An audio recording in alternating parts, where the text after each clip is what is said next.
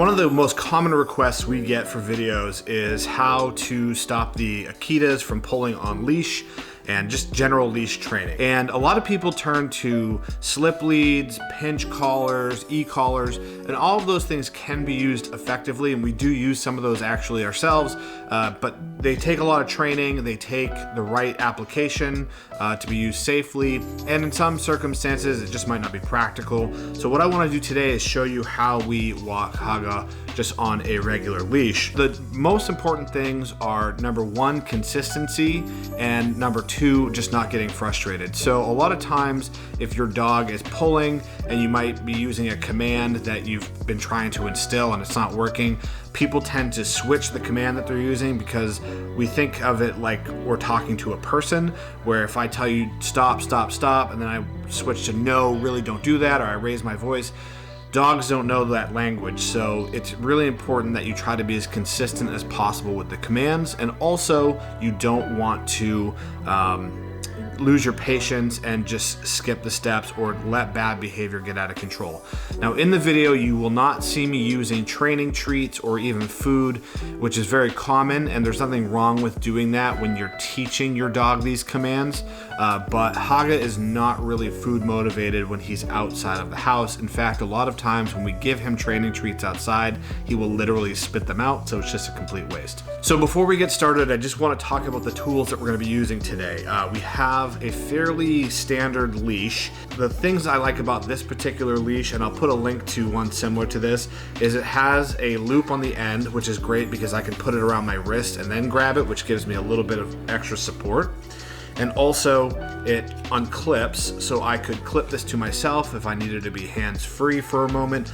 Or a lot of times when we go out to lunch and we bring Haga with us to a restaurant, we're sitting outside, we can actually clip this to one of our chairs or the leg of the table, so we can just relax and know that he's secure. The other great feature about this is it has this loop down near where the leash attaches, and this is great for having your dog walk on heel, which is right next to you, or as we say with me, which you'll see in the video. And this just gives us now two really solid contact points for a lot of control. So if there is something the dog is reacting to, I have the ability to keep the dog much closer to me. As far as collars go, we're using the Phi Smart collar, and this is great for tracking your dog. We're going to be doing a full review of this, but for the most part, it's just a standard collar. This one's actually a little big. I did some measurements and ordered the size I thought was appropriate for him when I got this, but it's actually a little big. I should have gone with the medium because his neck size was right at the bottom range of the large. So you'll see in the video, this is actually placed a little bit lower on his neck than what you would want. Typically you want your dog's collar to be up a little bit closer towards their jaw and ears almost. So something to keep in mind, but really any collar will work. You can see that there's just nothing special about this. It's not a prong collar, slip collar, anything like that. Literally just regular collar. So without further ado, let's head outside and you can see how we walk Haga on leash. And it might seem very simple, but I promise you that really it doesn't need to be complicated. It's just about being firm with your dog and consistent and really curtailing any bad behaviors, and so the dog doesn't take a mile when you give them an inch. So obviously Akitas are very big dogs. They're very strong. They also have a really strong prey drive, and they are very headstrong. They're independent, they're stubborn. So walking an Akita on leash can be very challenging.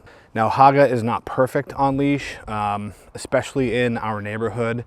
He sees this as his domain, so he's very reactive to cars and other dogs. If we take him outside of our neighborhood, cars are pretty much not an issue at all, and dogs are hit or miss just depending on the dog. Obviously, Akitas are same-sex aggressive, so a lot of times if it's a male dog, he's not happy about it and he'll pull. We use the with me command. Some people would refer to this as heel, which is where the dog is basically at your heels. And that means I want him to walk right at my side and not pull at all. So I'm gonna show you what that looks like. Haga with me. And you can see he's really relaxed. There's no tension there. And if I change directions, Haga with me. Sometimes there might be a little resistance, then he's like, oh, okay, I'll turn around. So he gets the gist. Haga with me. And just practicing changing directions like that is going to get your Akita in the habit of knowing that with me, that they just have to go where you go. And movement with dogs is much more powerful than voice commands. Haga, with me. So your body language and just moving is going to make a big difference. Haga, sit. Good boy. Good boy. Now, obviously, it doesn't make sense to have your dog right next to you all the time, and you want to give them some autonomy and some freedom to roam around, sniff, of course, go off and do their business as well. So that's what we call loose leash walking. Haga, break. And you give him the break command, and that just lets him know that he can kind of, now he gets to kind of control where we're going. Of course, there's limits to that, but as you can see, he's still not pulling. And I'm really impressed with him because he's really amped up from just seeing a dog just before we started filming. And he's already back to behaving. But you can see, as soon as he thinks he hears a car, ears prick up. He's kind of back on the move. And if I want to bring him back to my side, Haga, here, here. It's always the here command with movement, and he knows to go right back to my side, and he's supposed to be sitting. Haga, sit. Good boy. Just as a quick note, the way that you get your dog to learn that here command to have them come to you is by starting inside with a leash on, pulling them towards you as you step back, and rewarding them with a treat. Now, you can start with a regular size leash so they're very close to you, and then you can get a longer leash so they can learn how to do that from further away. From there, when you go from inside with a leash on, you would take the leash off, so inside without a leash, and then move to outdoors with a leash on. If he were to be pulling a lot, and it kind of sucks that he's not because you can't see how I would handle it, but you have to stop the pulling as soon as it starts. So if he was pulling, sit. You're a little slow this morning, huh, bud? If he was pulling, I would immediately just come to a stop. And that lets him know that, like, hey, if you want this walk to continue, we have to do it my way, okay? You're not gonna be able to pull. So as soon as you feel a lot of tension, it's immediately into a sit. Let him calm down, and then you can continue again, or changing direction can help quite a bit as well. With me, break. And that break command, he knows, okay, I can go out in front, and we're just very, very relaxed. The thing is it takes a long time to kind of build this habit up, and you get frustrated when your dog's constantly pulling, and you might be like in a rush when you're taking it for a walk, you gotta get to work or whatever the case is. But it really is so important that you just have zero tolerance for the behavior that you don't want to happen. And this is why it's tough for us to train out that reactivity for cars and dogs, because we're kind of at the whim of cars and dogs being in our neighborhood, and we live in a very quiet neighborhood. So the chances of us like seeing cars repetitively and being able to practice that is like very low. And when we take him out of the neighborhood, he's not really reactive to cars, so it doesn't help.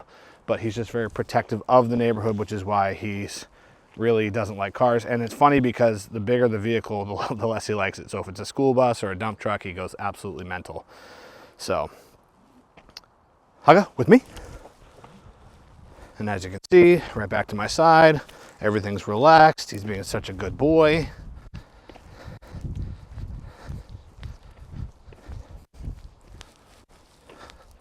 Haga, with me. Turn around, just a little tug, and he gets it. And the important thing too is to not let your dog dictate the pace. So sometimes people will start walking faster because their dog's going faster, and they're like, oh, the dog's not pulling on the leash, but you're just speeding up with the dog. So you really want to make sure you can slow your pace down or speed it up. And if you want to see what Haga looked like as a cute little puppy, click on that video on the left. And if you want to watch what we think is the most important Akita video we have ever made, check out that video on the right. And be sure to like this video if you found it helpful, and subscribe if you have an Akita, want an Akita, or are just obsessed with Akitas.